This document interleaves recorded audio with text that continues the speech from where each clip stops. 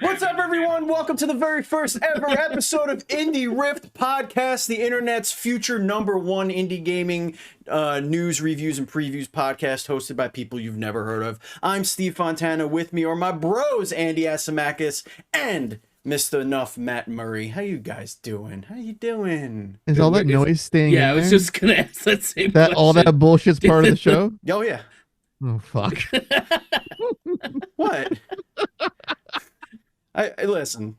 Things are happening here. This is indieRift, man. No more dual screens. No more mamby-pamby stuff. Okay, this is the hardcore indies show. We're doing it. So we start by shredding. Ladies Ladies and gentlemen, that's right. This is our new indie gaming news, reviews, and previews podcast. It is called the indieRift Podcast. This is our first episode in this familiar format. If you've watched the Indies Nuts podcast, it's gonna be very similar to that. But we're redoing it. We're doing the thing. You go to indieRift.com, see how we've rebranded and changed everything around, and it's really exciting. We just launched the new Patreon, so if you go to patreon.com/indieRift, you could support us, $1 or $5. No more crazy tiers, things we could easily manage, no scope creep, just us doing things for you, and that's pretty much it. So yeah, you can support us there. We also have a couple of simple pieces of merch over at the merch store. You go to indieRift.com, click on store, and you could find that stuff too. But this is exciting, guys. We're doing a new thing. Heck yeah. I'm excited. Like if you were to put this show over any old show, it'll be a lot like the old show. Yeah, like if you put the old template on this show, it would be almost exactly the same. Correct.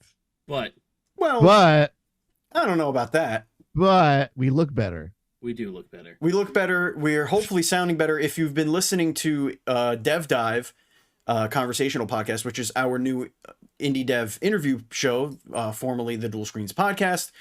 Our last episode had some audio issues. But we fixed it. It's all fixed. It was on my end. But we do have another backup recording of the audio of that show. So if you got turned off by watching or listening to that interview because of the sound, we'll have an updated version in a couple of days. I'll sit down and I'll put that together. I'll swap out the audio, line everything up, make sure it's as syncopated as it should be. And it sounded like Steve was in his own room, and then Eldar and Andy were in large empty churches. Several rooms. It was like they were I in love how several it's a rooms. Church. Well, Greeky it was all the Christ talk pre-show. Yeah, it was a lot of. Is that why we were in a church for the scenario? A lot of pre-show Jesus talk here. Oh man, we didn't even record a pre-show. We totally should have. And that was a great time. That was an excellent pre-show that we didn't record. Well, you know what? And we're already failing. We're already failing on our $5 tiers. Yeah. Well, it'll have to be a post show then, I guess. Just like the last time. Yeah, we're off to no. a We're gonna do it start. right this time, Andy. We're gonna do it right. Stop. We're gonna do it right now. I'm wearing the same shirt I always wear, so this is why it's the same show. We can't even see what shirt you're wearing. Well, it's my Jason shirt. Oh, okay. Well, sometimes don't you wear like a kaiju shirt sometimes? It's always this. I think because you catch these letters here. Oh, I see. And you're like, oh, is it a kaiju thing? No, okay. It's fucking Jason. I'm wearing my PlayStation shirt because I'm indie. I do love that. Yeah, because you're so indie. I have an independent. You're wearing that great.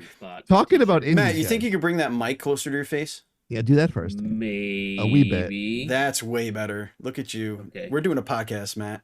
I just love. Man. Can I comment on Matt's luscious cascading locks? Yeah, man. Did you know that I have long hair? Look how glorious that is. I do know this. That luscious mane of his. So, indies, guys. Andy, we have a new website, indieRift.com. We do. New brand. Do that before I talk about games. Go ahead. Well, I want to know what's new on indieRift.com. Oh yeah, What's going on over there? It's new URL. That's all we got right now. For it. It's got that going for it. Yeah. We do have some previews and stuff in the works. We did actually do a bunch of PAX coverage while we were still dual screens. That is still up on indieRift. The website just kind of got a refresh. All our old content is still on there, so you can check out our previews over on indieRift.com from PAX East. We did quite a few write-ups.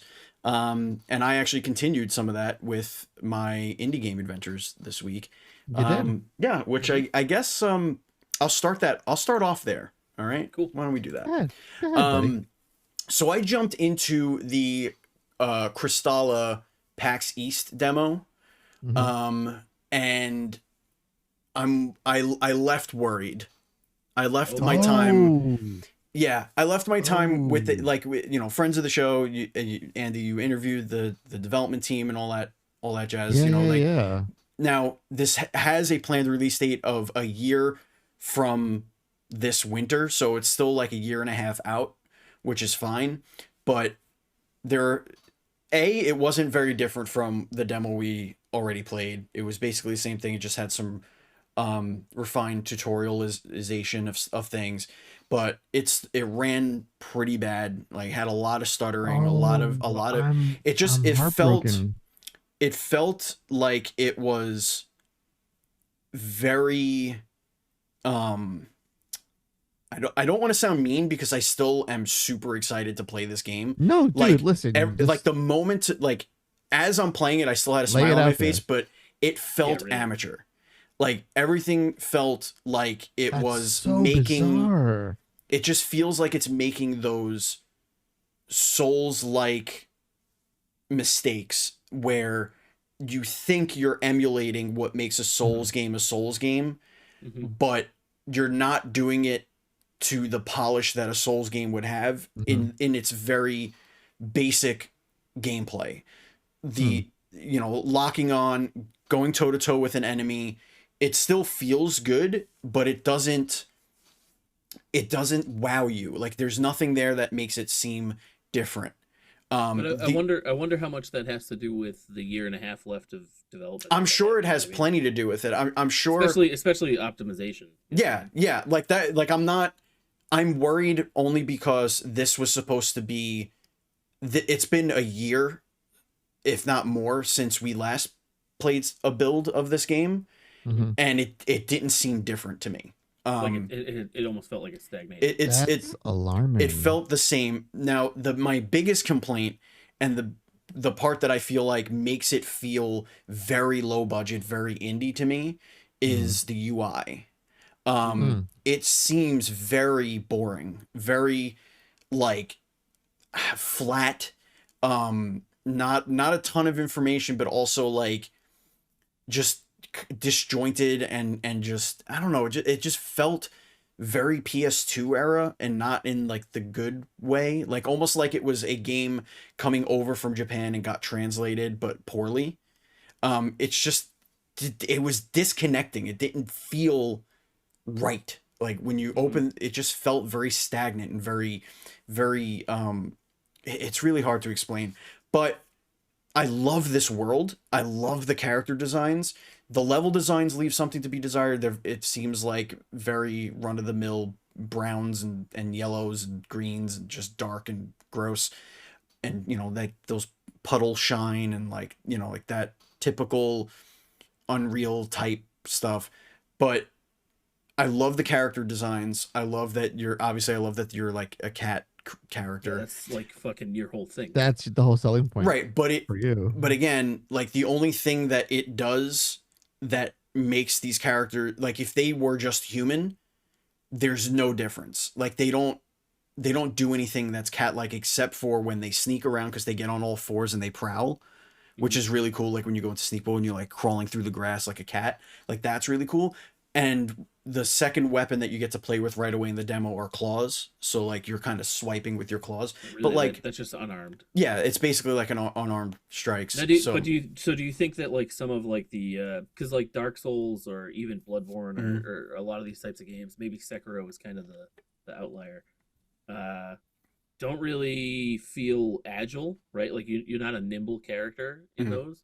And so, I mean, from what I've seen of this, there is some, like, Prince of Persia-y, or, like, even more recent, like, Jedi Survivor-y wall running and platforming sections. Yeah, you could definitely do more of that. Yeah. Do you feel like maybe that's what they're trying to say is, like, the kind of like the feline element coming in, or Well, again, does that still just feel like is there anything feline about it, or is it just, oh, if we palette swapped this for a human person, it wouldn't matter?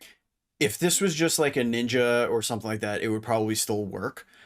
Because the agile portions of the gameplay right now are very corridor like. There's no, it's not like a Spider-Man where you can kind of jump really anywhere. There's stilted paths for you to take, and then it's kind of like Batman in that way, the Arkham games, where there's a clear path that the enemies are taking, and you can walk along ropes or jump from a rooftop and So do you're like kind of following them. yeah, and you could do like a stealth attack from above, one shot kill, and then but there's no, but the downside of it is that the way that they design that first area is so claustrophobic that once you do that one, the camera then comes in, and now the camera can't rotate all the way because you're hitting these buildings that are on either side of you, and it kind of makes it so that you can't get out of there before something else notices that you took this thing down, unless you just run all the way back to all the stuff you already took out. And then go back onto that first roof, go climb along all the roofs again, and then go to the next guy and be sneaky and try and take him down, then go all the way back to the beginning, because you can't survey your area fast enough because the camera work isn't great. Like it's subpar.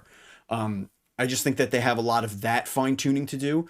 The combat is fun. Like that's the thing, is like every time I got into a fight, I wanted to be in that fight. It's not like in your 30th hour of any of those games really. But Elden Ring, for example, like you'll come across those guys, you're just like, let me just skip them. Like I can't, I don't want to fight these guys I don't want to anymore. fight them again. Yeah, I don't want to fight them. I fought them 3. Like this is like, I like it. It's one on 1-on-1, 1-on-2, 1-on-3 maybe.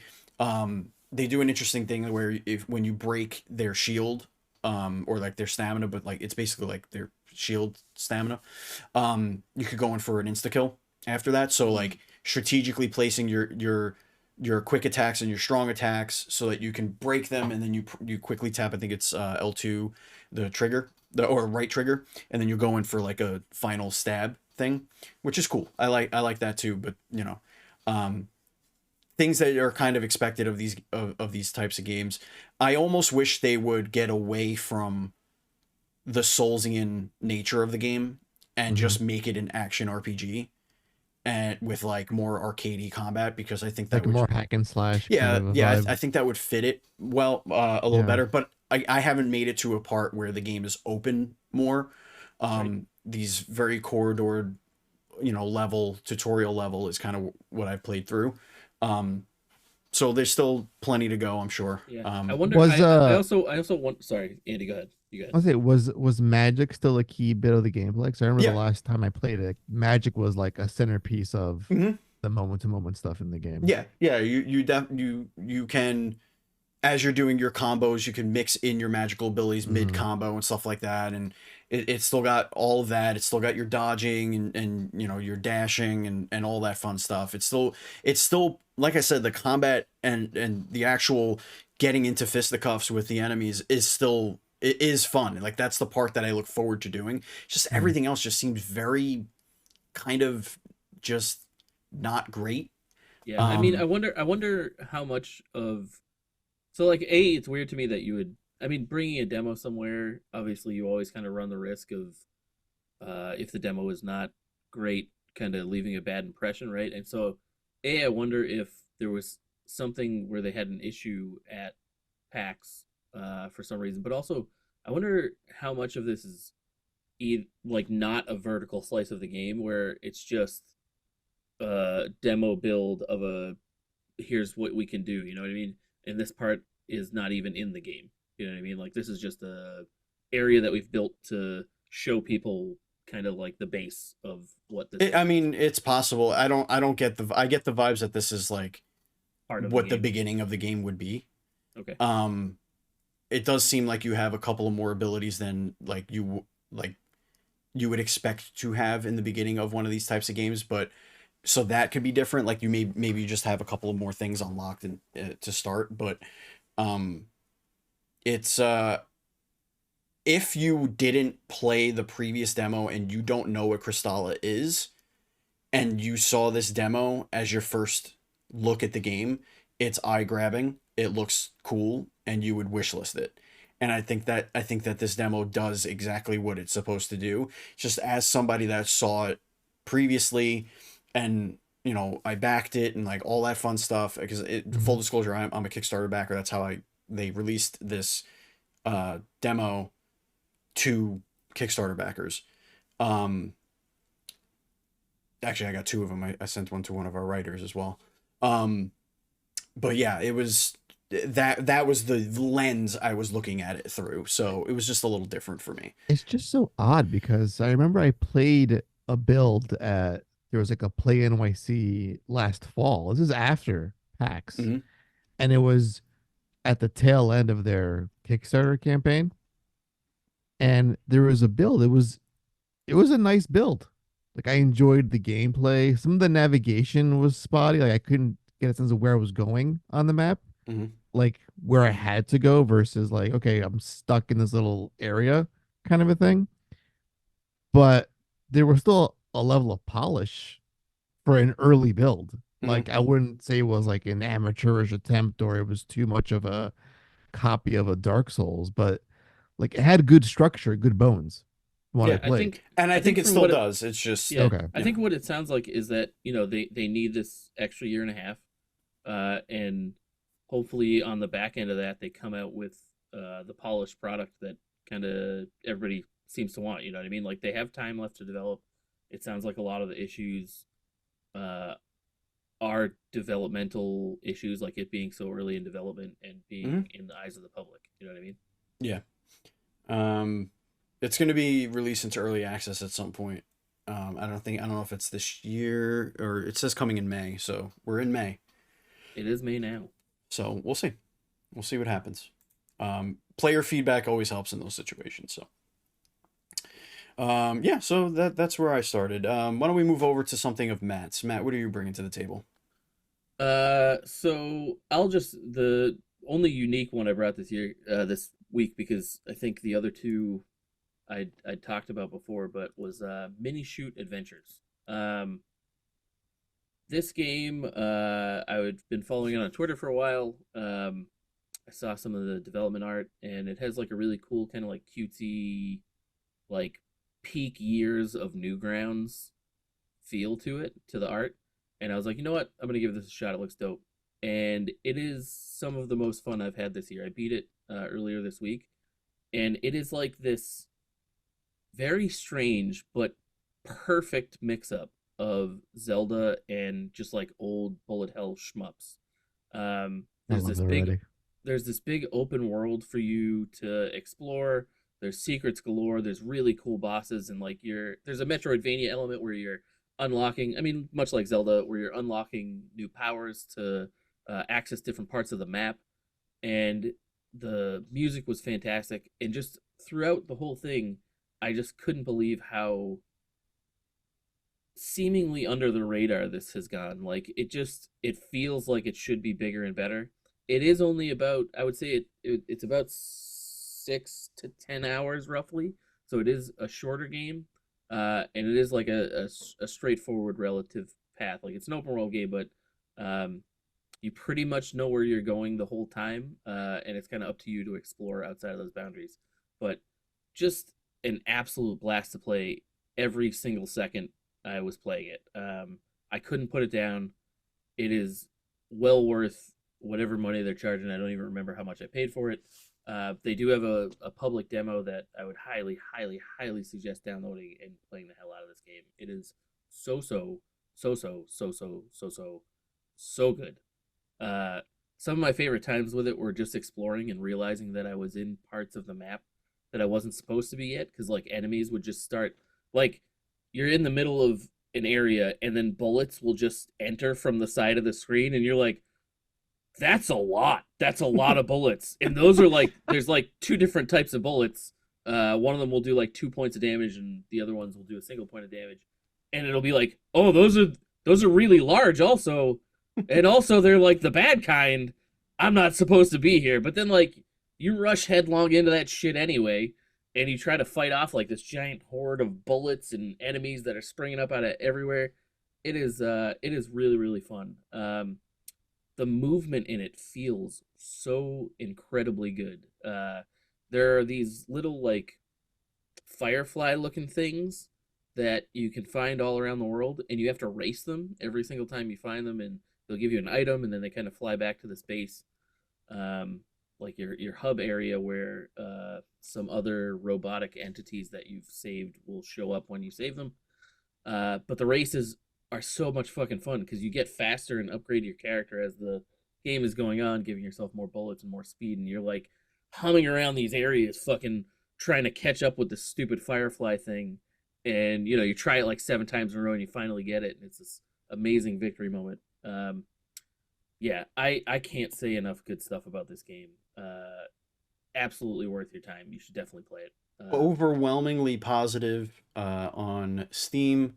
Came out last month. It is $15. It is so good. The boss fights, unbelievable. If you like bullet hell boss fights, this is up your alley. If you like Zelda, there's some really cool, very low key Zelda Easter eggs. Like parts of the map, you'll like enter a screen and you'll be like, wait a minute, this is just a Zelda 1 screen. I know this place. What the fuck? But yeah, it is so good. And both of you should buy it, and everybody should buy it and support these guys so they can keep making awesome games. Maybe we could get them on the show. We should get them on the show. I recommended that in the Discord a while back. Yes. Is it on your list of perspective or like your wish list guests? That's the thing we have now on the Trello. Put it on there. I should put it on there. It's a good idea, Indeed. by the way. Yeah, thought that was a good idea. Do I go now? Is it my turn? Yeah, man. What do you got? So, this game. This one? No, this game. Oh. Foot Gun Underground. Oh, Foot Gun! So, this game came out yesterday. It's on Steam. It is super inexpensive. I think it's like 12 or 13 bucks, something like that. Before I get into the nitty-gritty about this game, I have a statement. There's a conspiracy. There's an effort through some people are trying to make me like sports games or sports through roguelikes. We've had because of golf. Roguelike golf, roguelike hockey, roguelike basketball. There's an effort to get me to play sports games. Wrestling RPG. Fuck you. Through the roguelike genre. Fuck off. So again, this isn't a traditional soccer game like a FIFA or what have you. But Steven, Matt, that's me. I haven't had this much fun with the roguelike since Revita. And I love that game. Love that game. The synergies are a little unreal. Synergies, baby. Synergies is the first synergy of the show. You're speaking my language, dude. There's something about kicking a ball in a very tight space and watching it explode into a bunch of laser beams and just decimating enemies that just makes me feel all warm and fuzzy inside. It's constant just endorphin release because things are just dying left and right all over the place. I love that.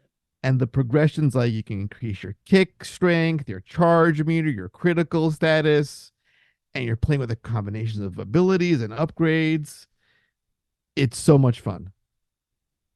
And I want to say it's like one of the best roguelikes I've ever played. How differently do all the characters play? Oh, they're funky, dude. They're pretty funky. Like I'm still early days with it. Yeah. But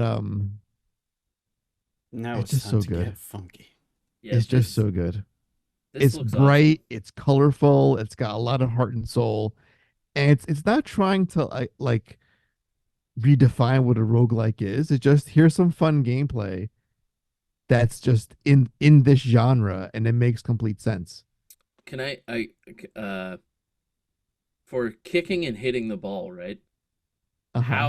What is like the skill ceiling, right? Like is it like skill based, like no. You have to go get the ball? No, dude. It comes back to you and you just kick it? It's like, how can I describe it? Again, I don't play sports games. I don't play soccer games. Is it like Pong? Even as Is it like Pong? Is a good question. it's not like Pong, dude. It's like you remember Matt from Mega Man 8, the ball ability you would Yeah. get in that game. Yeah. So yeah, it's a little bit like that. But again, the ball comes back to you. You just gotta get it and keep kicking it around the room. Solid. Can you if I kick the ball and then I follow the ball? How you wait. The Okay. ball kind of goes all over the place. I'm just listening to what the words There's that I'm no- saying to your okay. brain. All right, so you're following the ball. I kick the ball. The ball's kick been the ball. kicked. The ball's kick the ball. flying. I kick the ball. Yeah. Yeah. I kick the ball. You've kicked it. Yeah. My character's here. Yeah. Yeah. I Okay. go, I'm jumping up here. Yeah. Okay. Ball bounces back this way. Oh. I Pele kick it now. Oh, direction. yeah. Pele I don't kick. know. That's a good question. I just let the chaos unfold. Oh man. So that could be a thing potentially. Is it more like you're not actually kicking a ball as much as you're aiming a projectile, Hmm. and then the projectile does its thing, bing, bing, bing, bing, bing, bing, bing, bing, bing, and then comes back to you, and then you kind of like aim it at a different wall because you're like, I want to ricochet off this thing for this angle. There is a lot of ricocheting. Yes. Yes. Yeah. Interesting. Yes. But it's not like I'm standing here, I shoot my shot, and then I wait for the ball to be No. done. You can play with the ball. There's an interaction. There's You always gotta play interactions. with the ball. Yeah. Yeah. And there's also a lot of ball jokes. Well, this write-up for the game definitely knows what it's doing. Roguelike with balls. Prove your ball skills and dribble your way through a randomly generated dangerous track network full of deadly challenges. Face post-apocalyptic mutants, improve your balls with high-tech upgrades, and escape the pixel art underground labyrinth. So, improve your balls. God. It's just I do want to say that at the end of the trailer on Steam, there is some German in the lower left-hand corner, and it says, Heißiges Mysterium für Witchcraft Energy Werken und Wohin. Mm. well, there's a live I thought feed that and was it important, says guys. Kurzdrucken ball controlling. All right. Is a German accent always aggressive? Yeah. I don't think there's any other way There's to no do Can other it. way to it's do never German. soft. Say, It's say, never say the sentence you just said like a soft German man. Kurzdrucken ball control. It doesn't work. No, it doesn't work. That's See, not if effective at all. you do it, see, here's my problem. If I do the sensitive German, it's Yeah. almost always Sensitive it's German. almost always like a little gay. And I don't know if that's on purpose or not, but it's Ooh, you it's want to me. come with Hello. me? Yeah, hello. Please, What are Steve, you what does a doing? little gay sound like? I'm Well, very curious. no, well, Andy, as our expert in gay, maybe you could tell me. Ladies and gentlemen, if you're new to the show, Andy is a gay man. Yes. He is our foremost But I like expert. playing with Resident- balls so much. Yes. Like for example, ask me, This is gonna be a ask me, thing. hey, This is Steven, going so off do the you rails. want to go to the park? You ready? Just one of you ask me that. Steve, Do do you you want want- to go to the park? Do you want to go to the park, Steve? 9. Yeah. Yeah, I see it. Now. I hate that I see it. I just couldn't. 9. I'm not in the mood. Not in the mood today. Is he like also like in fashion? I think that you're channeling like Some kind of Zoolander shit. exactly Yeah. like some cutting room floor Zoolander character. But yeah, Just- back on the game. Just a depressed man. It's Yes. 9. I don't want to. Not today. This doesn't sound like something I would want to do.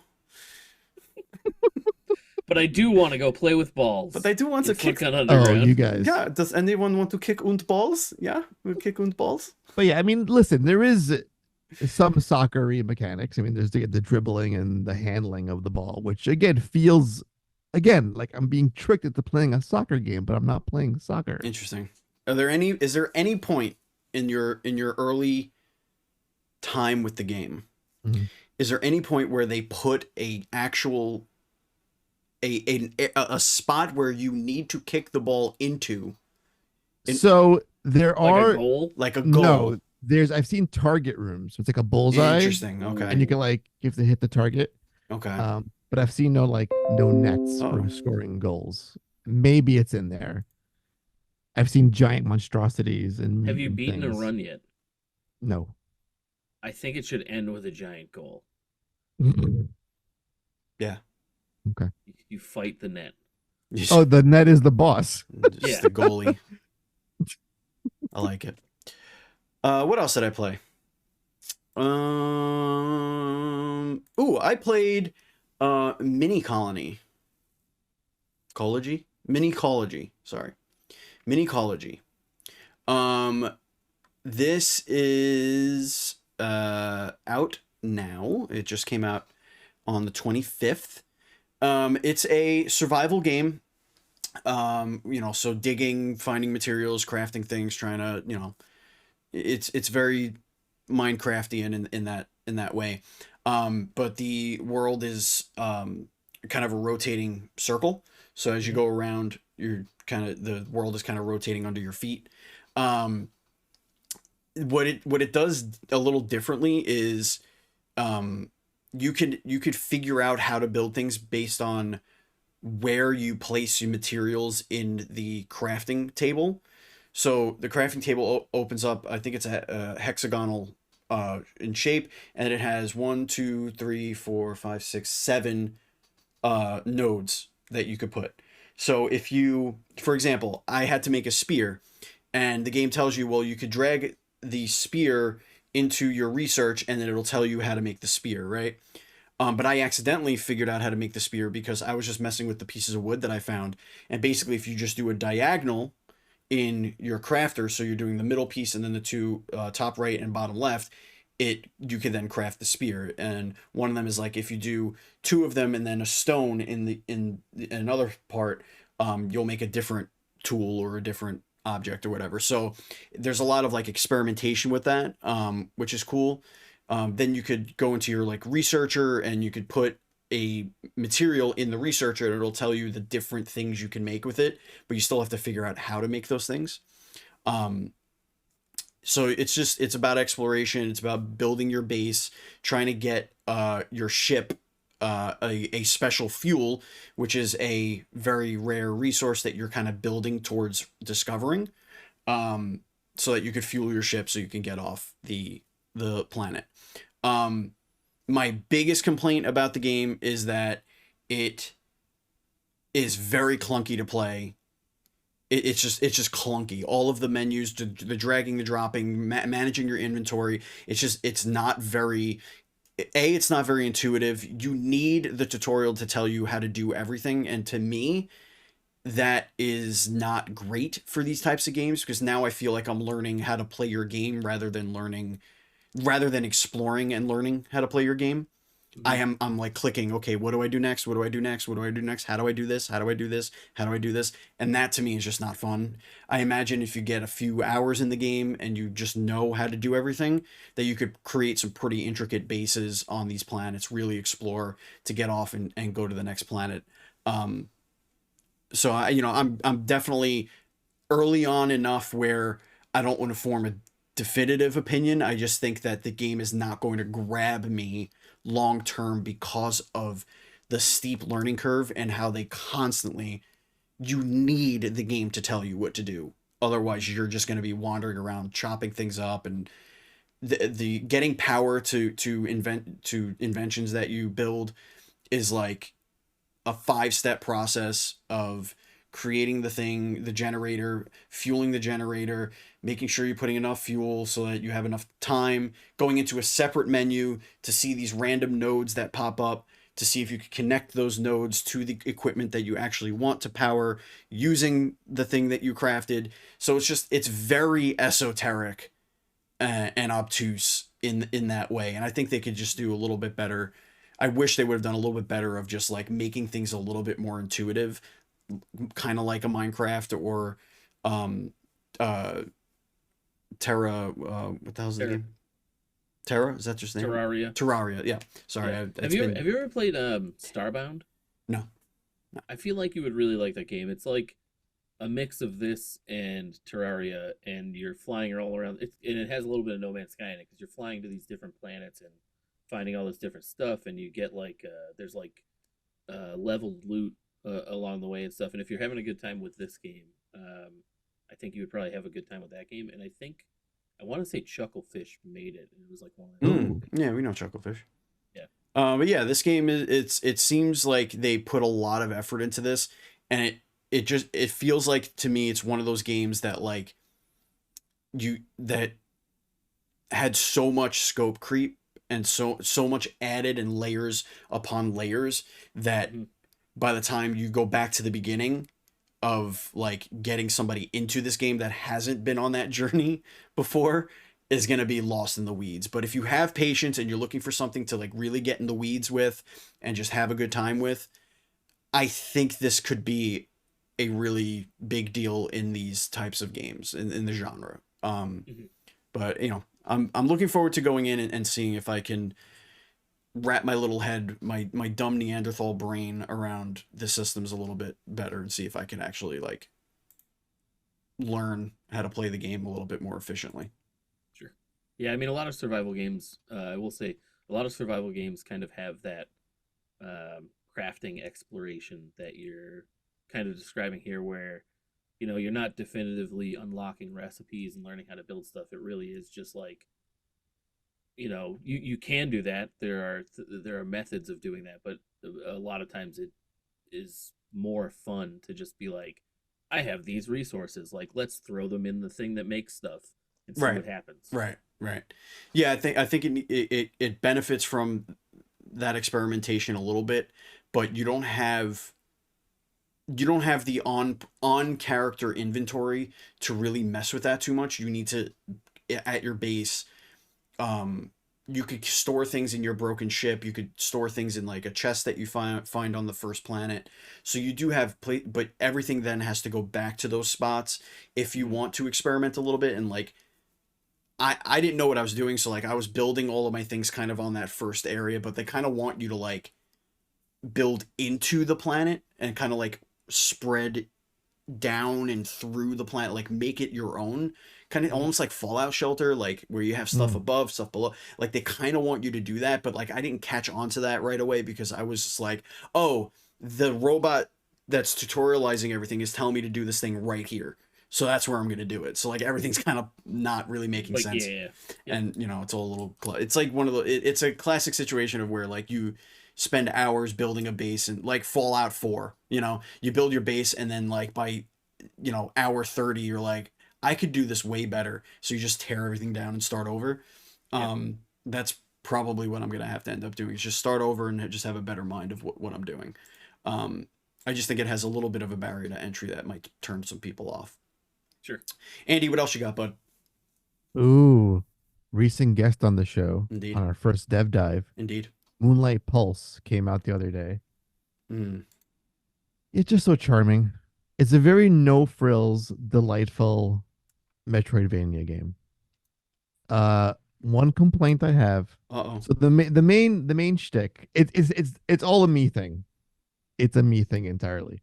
The main shtick is you have 4 characters, and that's where the abilities lie.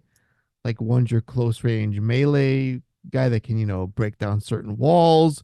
One's like a ranged spellcaster in a sense. Okay. One has like a lasso for a traversal. One has this weird mech spider leg thingamajig. It's really interesting. But for me, again, it's a me problem. Switching between all the characters to traverse certain parts of the map. Like do one thing as someone, then jump to a different character to continue the traversal. So it's like using, for example, the little blue fox character to jump a certain way, then the lasso girl to like whip snap an object to further traverse and climb higher. That's very Guacamelee to me. Yeah, that's what I was gonna say. What does switching between the characters look like? Like, so when you jump, is it okay? Just instantaneous. It's just my brain. Like it's just like I don't do well with combos, and like rhythm in general. Yeah, So it fair. takes a few tries to get there. But that me problem aside, it's a very well crafted game. I don't think it's on the long side. I think I'm getting pretty close to the end.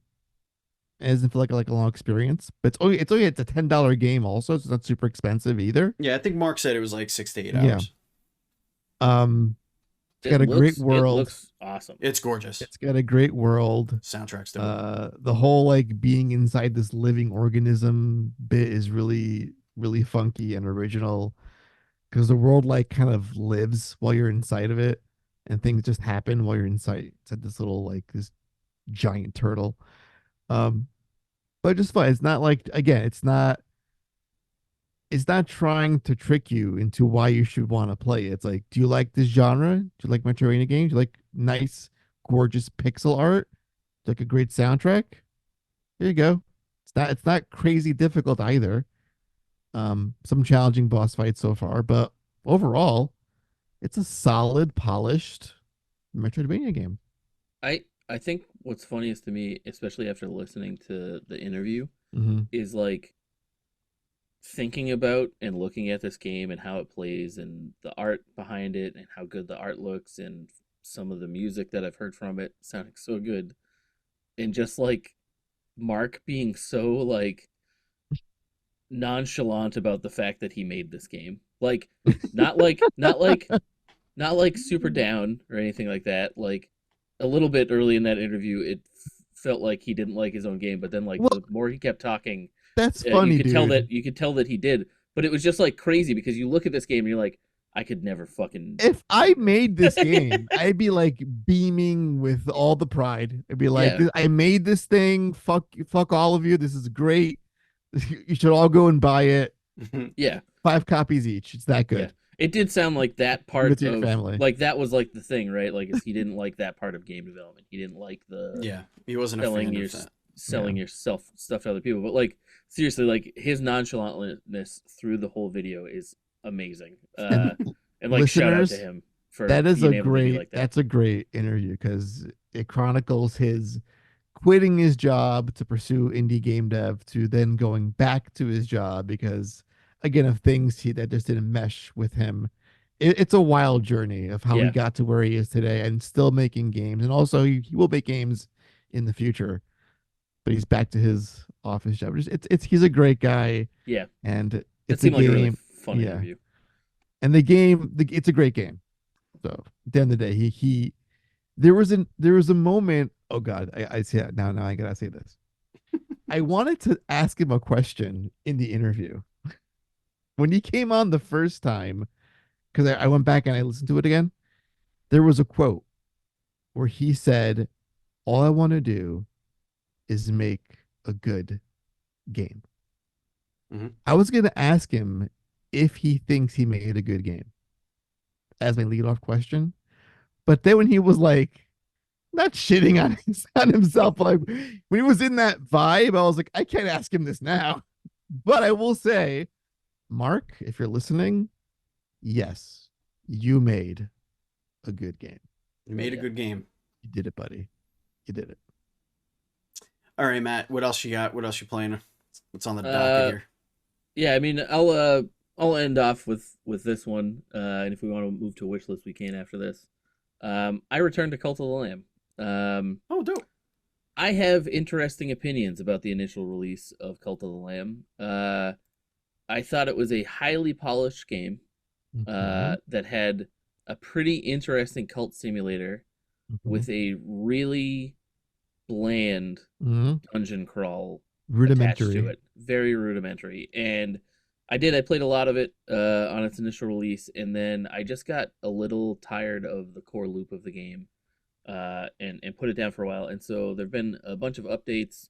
One was a combat update where they added like a heavy attack because previously you only had like basically one kind of swoop. Though there combo, was like a depending on- weapon that was more like a heavy It was attack. like your melee Yeah. and your spell. Yeah. Yeah, you had a Magic melee and a ability. spell. Yeah. And through updates, they've added all kinds of different spells and a new heavy weapon attack, as well as relics and some other things that have really tightened up and made the dungeon crawl in here much better.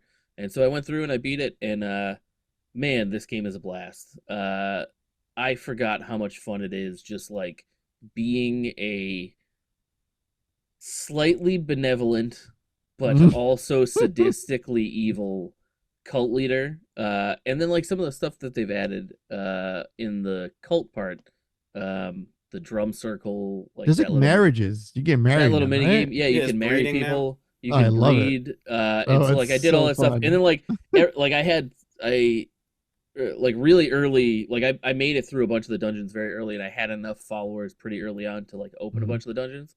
And one of the dungeons you get hops, and now you can make drinks and like have basically a bar. And so like I had so much saved up by the time I actually unlocked the bar that I just like was making drinks every time I went back. And my one of my favorite parts of the newer updates is just like you'll be like walking around and like you'll get a prompt from a character, like you like walk over to them and you hit X and it'll be like, dude, like Mm. it's been a crazy night, man. Like, fuck, dude. And you're just like, sick, man. Like, I'm glad you're having a good time. Like, good stuff, man. Are there drunken orgies?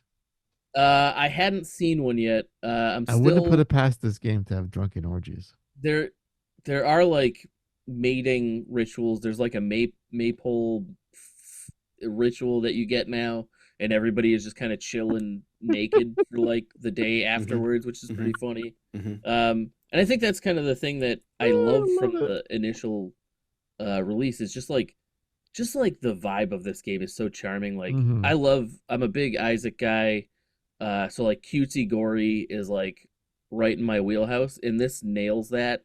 And just like some of the rituals and like the expressions and the animations that they've done with the characters are so fucking good. Like when somebody gets murdered and everybody is like initially you're like, oh shit. Or like when two people are fighting, like you're in your cult are fighting and you break them up, and then like they both like you get in the middle of them, you shove them apart, and then they're both like looking at you like all fucking mad, and you're like, well, stop being dicks to each other. What are you doing? Like, it's pretty good here. You had shit soup earlier. Shut up.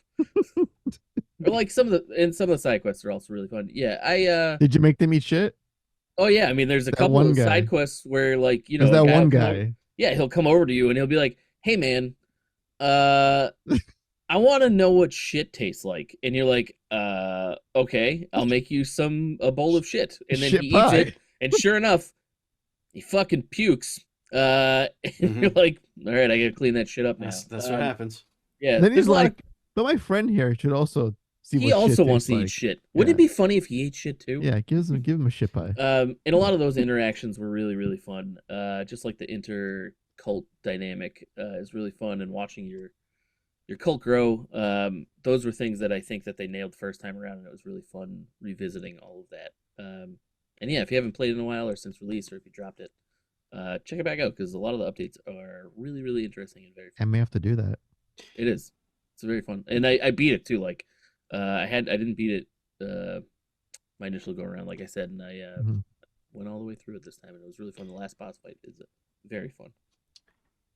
It is now time to get into our indie steal of the week, which is also probably the unique steal of the week. There is. Yes, we have Rusty's Retirement, which is just over $6 right now. It is a idle farming simulator that just stays on your desktop on the bottom panel of your desktop, and you can move it to like different sizes or whatever to like, you know, and it just kind of does its job. It's like he's just a little guy just building a farm. Yeah. So this is a spin-off from Metroidvania that came out a couple of years ago called Haiku the Robot.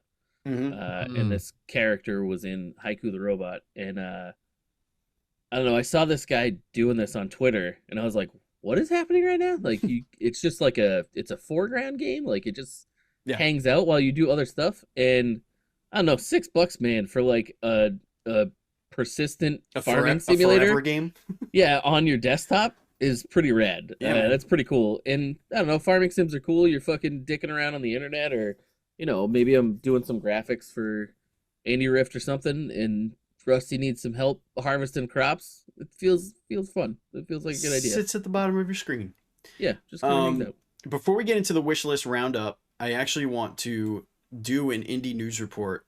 I want to kind of like mix things up a little bit. There's one story that I want to mention because of how absolutely ridiculous and asinine it was. And I would be remiss not to bring this story up. I'm afraid. Yes. Huge following for a farming sort of open, like one of those chill type games. You know, one of those games that we love to cover on indieRift. One of them that Sunny Rads would follow and cover extensively, called Farm Folks. Mm-hmm. Okay, Farm Folks, heavy following, heavy following. Can I just say a word? Hold on. No. Let me. You're not. I don't. No spoilers here. Okay. Because I think I know what the story is. On the 27th. On the 27th, from the official Farm Folks game on X, aka Twitter, tweets the following. I know what this. I'm assuming we're gonna put the graphic up. I'm doing this, Steve. Is this like? Is this... Oh yeah. Okay, from them on their Twitter, on the 27th.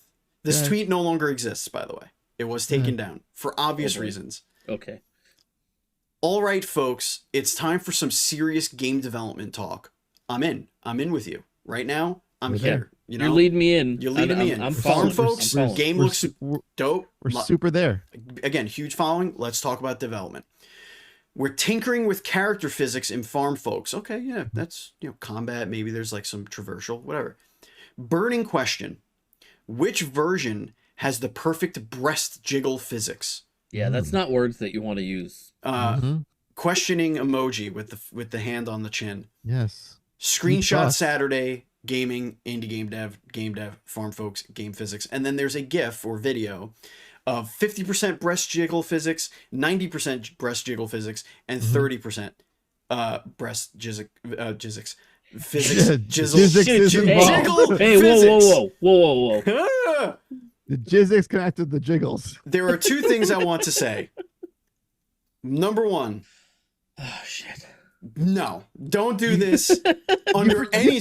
You forgot the best part. What's the best part, please? Didn't he also ask what would 120% look like? Or yes. do you want to see what that would look like also? Uh-huh. Okay. So, number one, most important thing.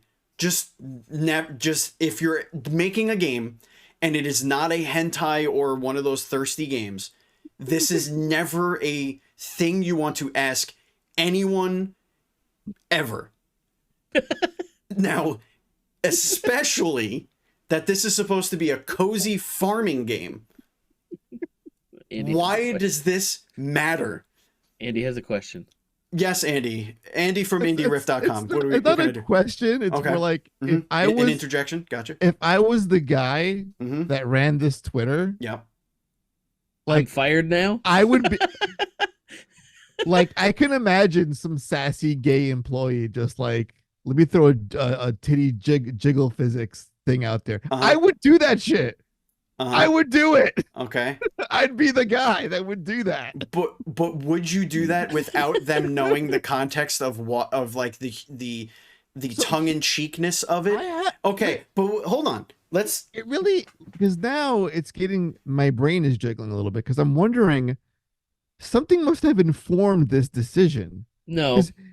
You can't. Stupidity. There's nothing behind it. It can't come out of nowhere. Stupidity. Does the demographic skew a certain way? This was not done on April 1st. This was April 27th. There was no reason to ever post this. And not only that, it went exactly how you think it went. Woman upon woman upon woman. It is very hard for me to speak today. I didn't get a lot of sleep last night. I do apologize. The ladies, all of them, I'm definitely not buying I'm out this now. now. Yeah. Like that's just why? Like, why are you out? Seriously? For like a cartoon, whatever. So yeah, it went exactly how you think it went. Oh man! But it's better now because all of the other indie developers are posting other Jiggle physics questions. So I don't know if you've been following this, but like recently was like, It's like what's I can't the be so proper mad at jiggle for dog ears? So they're doing the exact same Oh my thing with God. like With 3? You with see, 3 you of them can't. and like 200% dog ear flap with like and the 50% and then like 20% where it There's barely always a moves. silver lining behind the jiggling physics, guys. I It's just just like, I honestly I can't believe that there was somebody that was like this game was being developed. see now It had a this great following, and then all of a sudden We should- somebody on the PR team was like, how do "Dude, we what about the Jiggle physics? how do we get This these guys will- on the show? This will blow up." We You have gotta this- wait a while. this- You gotta wait a We while. have to wait a while, and there is a really good chance, because I don't know the team making this, I don't know Right. anything about it, but there's a good chance this might be like 2 people. Let's look at their Steam page. I'm curious if it's like if they've been like review bombed. Well, there's that, but there's Folks. a possibility that this game just never sees the light of day now. This was the dumbest, most tone deaf, know your audience. Oh, they're launching on Kickstarter soon. Yeah, not anymore. They ain't. Kickstarter of the week, guys. Not anymore. They ain't. Anyway, Oh, where's their Discord? no. Oh, I'm clicking Moving on it. on. Moving on Dear I'm Lord. going in. I'm going in, guys. to get us to. All right, you move on. I'm gonna dive into this bullshit right here. Yeah, dive I'm into curious. that bullshit because we have. Well, they have another game called The Foretold that looks pretty dope. Just saying, it's a card-based RPG. Looks dope. Anyway, go. Just a couple of things also to note. Loop Heroes coming out on mobiles to destroy people's lives again. It came out yesterday. It came out yesterday. Great. So throw that on your radar. I did not play the mobile version, but I cannot talk more highly about Loop Hero. It was my addiction when it came out. It's so good. Just an absolute addiction. It works so well on a phone. It's a perfect phone game. True that. They did a really good job translating it to phone. So if you liked Loop Hero, if you didn't like Loop Hero, or if you don't know what Loop Hero is, look into Loop Hero. Look into Loop It Hero. will eat your time. It eats your life. I also wanted to mention that I am working on an embargoed impressions for Cryptmaster, which I can just tell you the premise of the game. It is a first-person dungeon crawler where you type out everything you want to do, and it does it. So like it's got kind of like a first-person like boomer shooter type thing, but like you hit, punch, whatever, and like the words come up and you do the action. It looks really fucking cool. So I reached out to the developers and I wanted to cover it for them. So I'm going to be working on that I think that comes out the 9th. That's when the embargo's up. So I won't be able to talk about it even next week, but the following week I'll have more thoughts on that. So real quickly, the wish list roundup. I didn't put anything on here this week, so I think Matt, you put everything on here. Is that right? Yeah, I mean, I took some stuff from the Discord. The big Okay. one I wanted to talk about that I guess I thought this game was bigger, but I guess not. Reuse 2 got announced. The first game was like one of my favorite indie games back when it came out. This is like a 10-year gap between games. And if you just watch the trailer, it definitely, you would get the vibe that you are playing as a people on this planet with 3 giant gods and you're trying to build up your civilization. That is not true. You play the gods on the planet. So this has a lot of black and white Black vibes. and white, I don't yeah, know I if was you just gonna guys say remember that. those games. Oh, yeah. It has a lot of that inside of it, and you're kind of like ushering along these civilizations as these 3 giant titans. And I think they added a 4th in this. That's so cool. It just seems like they've expanded in every conceivable way with this sequel. If you haven't played the original, it is a really, really fun game. It's probably super cheap. Definitely go play it, but this is something that you should put on your wish list immediately. It is, if you like Colony Sims or anything like that, wicked fun. And very unique. Very unique. Awesome. Coming out this summer is SteamWorld Heist 2. Throw that on your wish list. Obviously, SteamWorld Heist and the SteamWorld games are just some of the more top-notch indie games, just period. So definitely keep that on your radar. Andy, have you found more drama I'm just reading all these responses, guys. This Oh, is God. It's incredible. Well, there's a lot of people that's like, "Hey, I just joined to support you, like screw the haters," and like there's a healthy mix of this upsets me versus boobs jiggle, get over it. But it just wild seeing it's like pages. I just did a search for jiggle and it's like 2,000 results Jesus in the Christ. Discord. Yeah, yeah. I would imagine. It's just I would imagine the people comedy.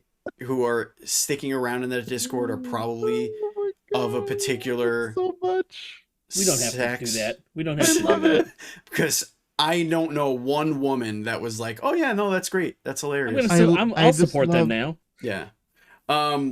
Also on the wish list is Animal Flux, which looks freaking crazy. Did one of you guys play this demo? Because Okay, it has a demo. I was downloading it while you were talking earlier because I saw it on the list. I was like, this looks like a really kick-ass Metroidvania game. Co-op Metroidvania. Yeah, I threw Buzz actually threw this in the Indie Watch chat. It looks fucking incredible. Yeah, this looks awesome. Co-op Metroidvania is a I'm thing that I didn't know so that I Sounds needed. like a fucking Into that nightmare. idea. Sounds Why does like, it sound like a nightmare, Steve? have you? Okay, I don't know. Have you ever played a Mario game with friends? Yeah, I hate it. Yeah. Now imagine that, but hard.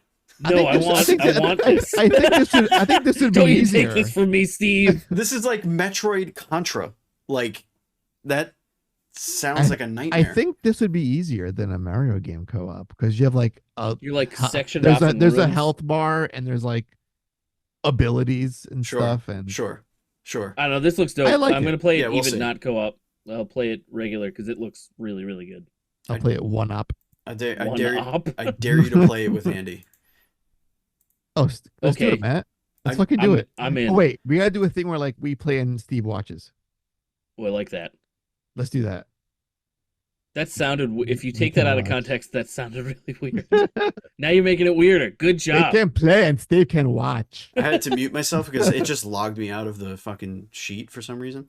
Oh, that's cool. Last one on the list here is actually something I put a while ago and then Matt found independently. I need this game. I need this game so much. Yes. Coming soon. That's all we got. It is clearly solo dev, solo published. I love it. And it is Psycho Finger. I love it so hard. I need this game. Like, it's a horde survival first person boomer shooter roguelike. Are you fucking kidding me? With like And hand your drawn. and it's finger guns. Are you kidding me? I Just love give this. it to me right now. I love You know, this. there's a game like that, but it's a Grady a shmup. Yeah. What? Remember that one, Steve? Oh yeah, Freedom Finger. Freedom Finger, Oh baby. yeah, I forgot about that game. Hell yeah. Where you play as I a think that was ship. like one of our first interviews. Like when we started to like do all that shit. that's- Yeah. The music in that game is unbelievable, Phenomenal. Go find that and play it. Freedom Finger. but also Psycho Finger. But looks Psycho amazing. Finger, spiritual sequel maybe? I don't know. Prequel probably. Because the other one you're in a spaceship. This one you're just Yeah, like they a guy cut in a off his suit. hand and turn it into a ship. Yeah, man. Pew pew. Looks absolutely ridiculous, and I love it so much. That's gonna round up our wish list roundup for the thing. All right, let's see if anybody gave us anything in the mailbag. I don't think they did. It is only our first episode, so I'm not sure we got any questions, comments, or concerns for our first foray into this particular show.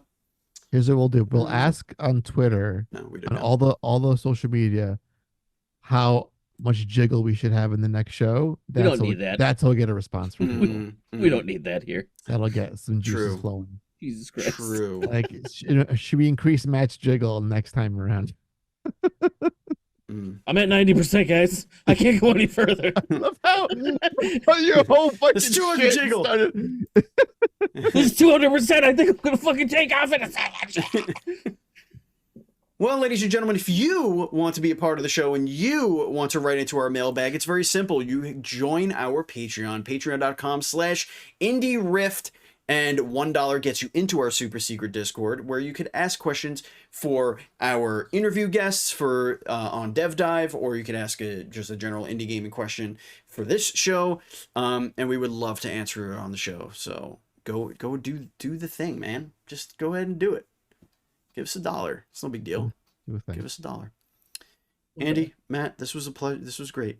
I enjoyed this greatly. I missed this. Yeah, this is a lot of fun. Okay.